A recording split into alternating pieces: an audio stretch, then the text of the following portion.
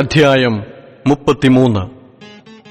ദൈവപുരുഷനായ മോശ തന്റെ മരണത്തിനു മുമ്പേ ഇസ്രായേൽ മക്കളെ അനുഗ്രഹിച്ച അനുഗ്രഹം ആവിത്. അവൻ പറഞ്ഞതെന്തെന്നാൽ, യഹോവ സീനായിൽ നിന്ന് വന്നു, അവർക്ക് സേയിരിൽ നിന്ന് ഉദിച്ചു, പാരാൻ പർവ്വതത്തിൽ നിന്ന് വിളങ്ങി, ലക്ഷോപലക്ഷം വിശുദ്ധന്മാരുടെ അടുക്കൽ നിന്ന് വന്നു. അവർക്കുവേണ്ടി അഗ്നിമയമായ ഒരു പ്രമാണം അവന്റെ വലംകൈയിലുണ്ടായിരുന്നു. അതെ, അവൻ ജനത്തെ സ്നേഹിക്കുന്നു. അവന്റെ സകല വിശുദ്ധന്മാരും തൃക്കൈയിൽ ഇരിക്കുന്നു. അവർ തൃക്കാൽക്കലിരുന്നു. അവനിൽ നിന്ന് തിരുവചനങ്ങൾ പ്രാപിച്ചു. യാക്കോബിന്റെ സഭയ്ക്ക് അവകാശമായി മോശ നമുക്ക് ന്യായപ്രമാണം കൽപ്പിച്ചു തന്നു. ജനത്തിന്റെ തലവന്മാരും ഇസ്രായേൽ ഗോത്രങ്ങളും കൂടിയപ്പോൾ അവൻ യെശൂരൂന് രാജാവായിരുന്നു. രൂബേൻ മരിക്കാതെ ജീവിച്ചിരിക്കട്ടെ, അവന്റെ പുരുഷന്മാർ കുറയാതിരിക്കട്ടെ. യഹൂദായ്ക്കുള്ള അനുഗ്രഹമായിട്ട് അവൻ പറഞ്ഞത്, യഹോവേ, യഹൂദായുടെ അപേക്ഷ കേട്ട് അവനെ സ്വജനത്തിലേക്ക് കൊണ്ടുവരണമേ. തന്റെ കൈകളാൽ അവൻ തനിക്കായി പോരുന്നു. ശത്രുക്കളുടെ നേരെ നീ അവന് തുണയായിരിക്കണമേ. ലേവിയെക്കുറിച്ചവൻ പറഞ്ഞത്, നിന്റെ തുമ്മീമും ഊറീമും നിൻ ഭക്തന്റെ പക്കലിരിക്കുന്നു. നീ മസായിൽ വെച്ച് പരീക്ഷിക്കുകയും കലകജലത്തെങ്കിൽ നീ പൊരുകയും ചെയ്തവന്റെ പക്കൽ തന്നെ. അവൻ അപ്പനെയും അമ്മയെയും കുറിച്ച് ഞാൻ അവരെ കണ്ടില്ല എന്ന് പറഞ്ഞു. സഹോദരന്മാരെ അവൻ ആദരിച്ചില്ല, സ്വന്തം മക്കളെന്ന് ഓർത്തതുമില്ല. നിന്റെ വചനം അവർ പ്രമാണിച്ചു, നിന്റെ നിയമം കാത്തുകൊള്ളുകയും ചെയ്തു. അവർ യാക്കോബിന് നിന്റെ വിധികളും ഇസ്രായേലിന് ന്യായപ്രമാണവും ഉപദേശിക്കും. അവർ നിന്റെ സന്നിധിയിൽ സുഗന്ധധൂപവും യാഗപീഠത്തിന്മേൽ സർവാംഗഹോമവും അർപ്പിക്കും. യഹോവേ, അവന്റെ ധനത്തെ അനുഗ്രഹിക്കണമേ, അവന്റെ പ്രവൃത്തിയിൽ പ്രസാദിക്കണമേ. അവന്റെ എതിരികളും അവനെ ദ്വേഷിക്കുന്നവരും എഴുന്നേൽക്കാതെ വണ്ണം അവരുടെ അരകളെ തകർത്തു കളയണമേ. ബെന്യാമീനെക്കുറിച്ച് അവൻ പറഞ്ഞത്, അവൻ യഹോവയ്ക്ക് പ്രിയൻ, തൽസന്നിധിയിൽ നിർഭയം വസിക്കും.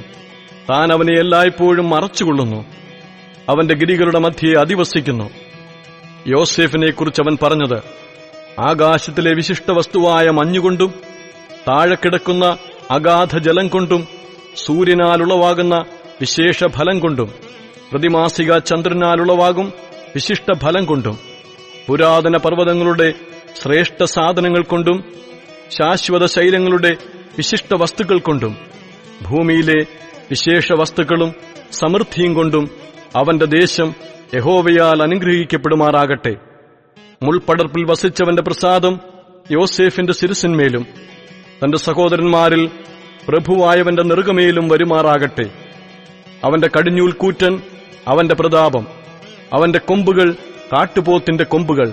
അവയാൽ അവൻ സകല ജാതികളെയും ഭൂസീമാവാസികളെയും വെട്ടി ഓടിക്കും. അവ എഫ്രയീമിന്റെ 10,000 മനശ്ശെയുടെ 1000 തന്നെ. സെബൂലൂനെക്കുറിച്ച് അവൻ പറഞ്ഞത്, സെബൂലൂനെ, നിന്റെ പ്രയാണത്തിലും ഇസാഖാറെ, നിന്റെ കൂടാരങ്ങളിലും സന്തോഷിക്ക. അവർ ജാതികളെ പർവ്വതത്തിലേക്ക് വിളിക്കും, അവിടെ നീതിയാഗങ്ങളെ കഴിക്കും. അവർ സമുദ്രങ്ങളുടെ സമൃദ്ധിയും മണലിലെ നിക്ഷേപങ്ങളും വലിച്ചു കുടിക്കും. ഗാദിനെക്കുറിച്ച് അവൻ പറഞ്ഞത്, ഗാദിനെ വിസ്താരമാക്കുന്നവൻ അനുഗ്രഹിക്കപ്പെട്ടവൻ. ഒരു സിംഹി പോലെ അവൻ പതുങ്ങിക്കിടന്നു, ഭുജവും നെറുകയും പറിച്ചു കീറുന്നു. അവൻ ആദ്യ ഭാഗം തിരഞ്ഞെടുത്തു, അവിടെ നായകന്റെ ഓഹരി സംഗ്രഹിച്ചു വച്ചിരുന്നു. അവൻ ജനത്തിന്റെ തലവന്മാരോടുകൂടെ യഹോവയുടെ നീതിയും ഇസ്രായേലുമായി അവന്റെ വിധികളും നടത്തി.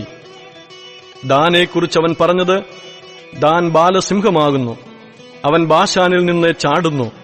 നഫ്താലിയെക്കുറിച്ച് അവൻ പറഞ്ഞത്, നഫ്താലിയെ, പ്രസാദം കൊണ്ട് തൃപ്തനും യഹോവയുടെ അനുഗ്രഹം നിറഞ്ഞവനുമായി പടിഞ്ഞാറും തെക്കും കൈവശമാക്കുക. ആശേരിനെക്കുറിച്ച് അവൻ പറഞ്ഞത്, ആശേർ പുത്രസമ്പത്തുകൊണ്ട് അനുഗ്രഹിക്കപ്പെട്ടവൻ, അവൻ സഹോദരന്മാർക്ക് ഇഷ്ടനായിരിക്കട്ടെ. അവൻ കാൽ എണ്ണയിൽ മുക്കട്ടെ, നിന്റെ ഓടാമ്പൽ ഇരുമ്പും താമ്രവുമായിരിക്കട്ടെ. നിന്റെ ബലം ജീവപര്യന്തം നിൽക്കട്ടെ. യെശൂരൂന്റെ ദൈവത്തെപ്പോലെ ഒരുത്തനുമില്ല. നിന്റെ സഹായത്തിനായി അവൻ ആകാശത്തൂടെ തന്റെ മഹിമയിൽ മേഘാരൂഢനായി വരുന്നു. പുരാതനായ ദൈവം നിന്റെ സങ്കേതം, കീഴെ ശാശ്വത ഭുജങ്ങളുണ്ട്. അവൻ ശത്രുവിനെ നിന്റെ മുമ്പിൽ നിന്ന് നീക്കിക്കളഞ്ഞു. സംഹരിക്ക എന്ന് കൽപ്പിച്ചിരിക്കുന്നു. ധാന്യവും വീഞ്ഞുമുള്ള ദേശത്ത് ഇസ്രായേൽ നിർഭയമായും, യാക്കോബിനുറവ് തനിച്ചും വസിക്കുന്നു. ആകാശം അവന് മഞ്ഞു പൊഴിക്കുന്നു. ഇസ്രായേലേ, നീ ഭാഗ്യവാൻ, നിനക്ക് തുല്യൻ ആർ? യഹോവയാൽ രക്ഷിക്കപ്പെട്ട ജനമേ, അവൻ നിന്റെ സഹായത്തിൻ പരിചയും നിന്റെ മഹിമയുടെ വാളും ആകുന്നു. നിന്റെ ശത്രുക്കൾ നിന്നോട് അനുസരണം നടിക്കും. നീ അവരുടെ ഉന്നതങ്ങളിന്മേൽ നടകൊള്ളും.